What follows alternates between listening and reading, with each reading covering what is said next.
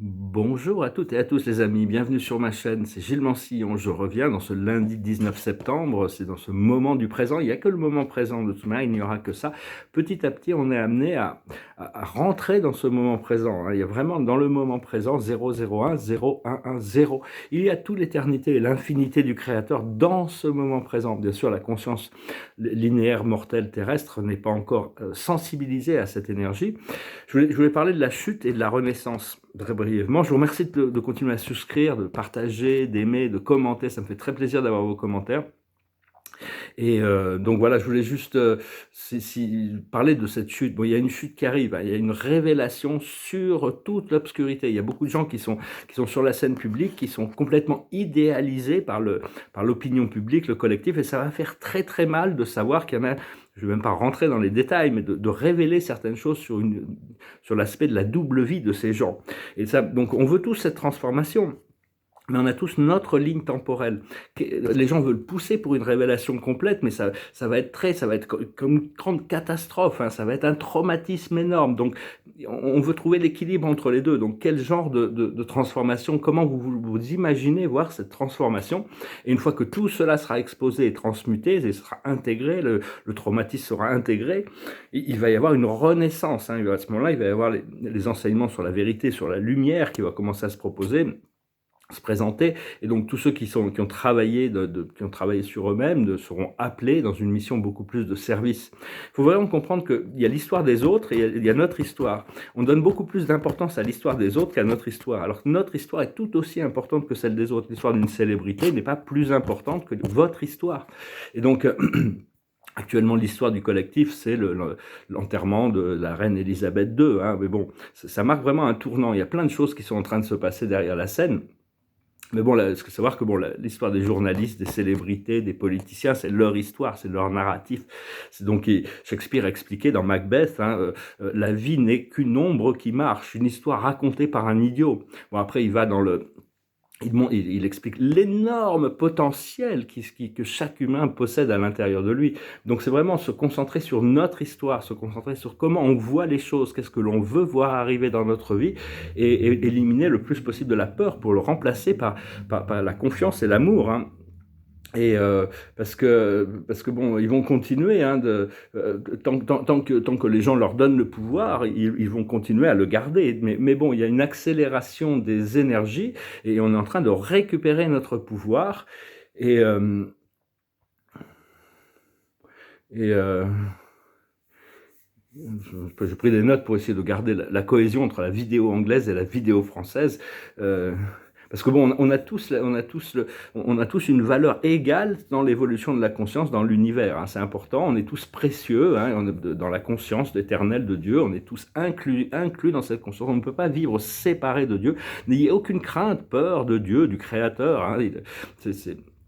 C'est vraiment la source est tout ce qui est, hein. Vous êtes la source, personne d'autre.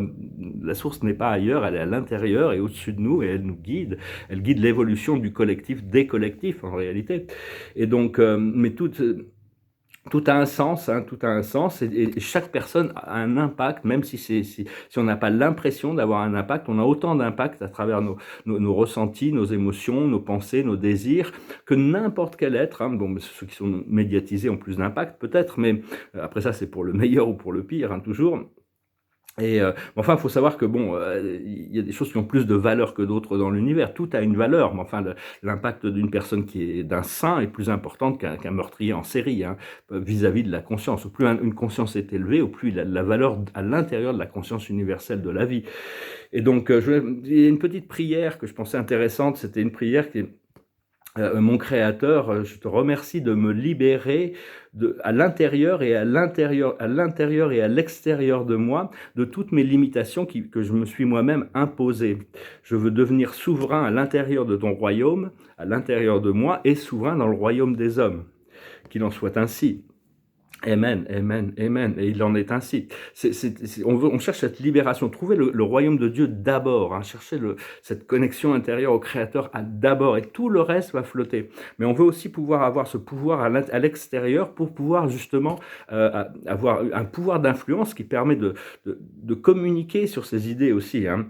Et donc c'est juste une idée, hein, ce pouvoir, mon créateur, je te remercie de me libérer intérieurement et extérieurement de toutes les limitations que je me suis moi-même imposées pour devenir souverain de ton royaume à l'intérieur de moi et dans le royaume des hommes à l'extérieur de moi. Amen. Donc voilà, c'est juste une petite prière qui m'est passée par la tête et parce que toutes les interactions qu'on peut avoir avec n'importe qui, comme les interactions qu'on a ici, comme toutes les autres interactions, c'est une interférence sur notre propre procédé de développement intérieur. Il faut pas comprendre ça. Bon, ici, je fais de mon mieux pour interférer de manière positive, surtout sur les gens qui peuvent écouter mon message, pour essayer de leur redonner leur pouvoir, leur confiance, leur sens de l'être, d'arriver à accepter leur propre divinité. Mais la plus grande partie de nous-mêmes est non physique et invisible et éternelle. Hein. C'est juste une toute petite partie de nous-mêmes qu'on concentre dans ce corps physique qui est un véhicule, une sorte de véhicule biologique qu'on utilise pour exister dans cette dimension. Bon, je peux partager mes idées, c'est des perspectives. Et donc... mais enfin, la source, c'est vraiment le moteur de tout ce qui, c'est la source qui, après ça, il donne la vie à tous les êtres. Après ça, ce qu'on fait de cette énergie, ce qu'on fait de cette vie, ce qu'on fait de cette énergie, c'est chacun qui détermine ça. Donc, il faut essayer de trouver l'équilibre. Hein, comment vous voyez cette transition, il va y avoir une chute de tous les programmes sombres. Après ça, il va y avoir tout un programme de transition. Et après, on va commencer à construire. Il y a cette renaissance qui arrive. Il vaut mieux se concentrer sur le soleil qui se lève plutôt que le bateau qui coule. Hein. Très important. Et parce que la conscience universelle, de toute manière, chaque seconde, chaque moment, elle est le plus qu'elle n'a jamais été. Elle ne peut pas revenir en arrière.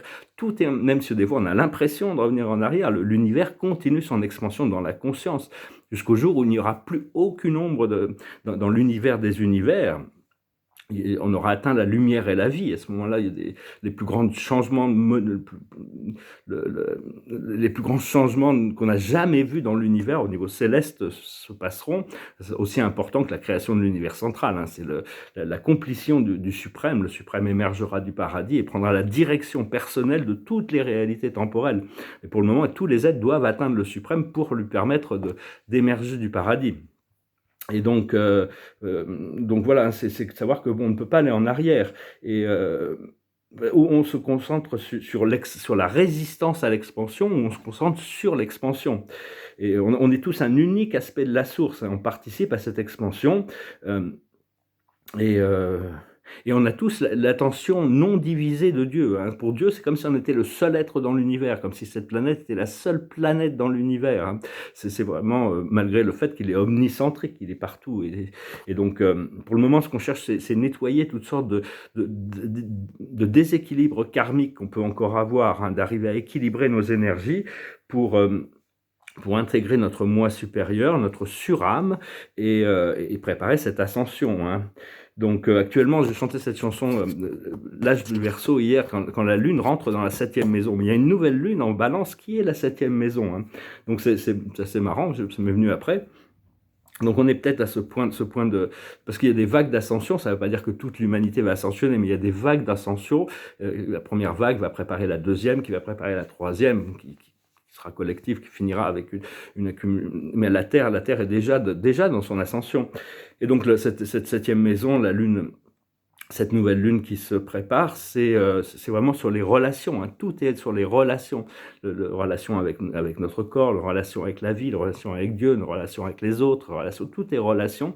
Et donc on est en train vraiment de se préparer pour un nouveau niveau. Hein. Il y a vraiment une page qui se tourne, un angle qui se tourne. Moi, personnellement, je choisis de demander à ce que la voie soit gracieuse et facile et qu'on soit d'être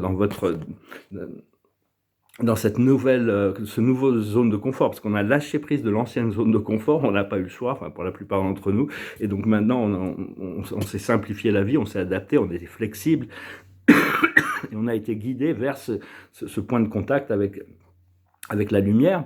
C'est beaucoup plus important de se concentrer sur nos ressentis que d'exprimer la vérité, notre vérité. C'est-à-dire que Ce que l'on pense va conditionner ce que l'on ressent. Et donc, ou ce que l'on dit. Si on dit quelque chose qui assiste quelqu'un, il y a une point de liberté, il y a une libération, mais pas toujours, parce que les gens ne sont pas toujours réceptifs. Ça ne veut pas dire que ce qu'on dit n'est pas vrai.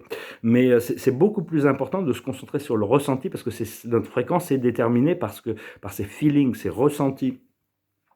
Et donc, même quand on se sent mal, il faut mieux le ressentir que pour arriver à déterminer quel est le schéma mental qui nous a amené à ces mauvaises ressentis. Parce que tout le ressenti vient de nos schémas, nos procédés mentaux.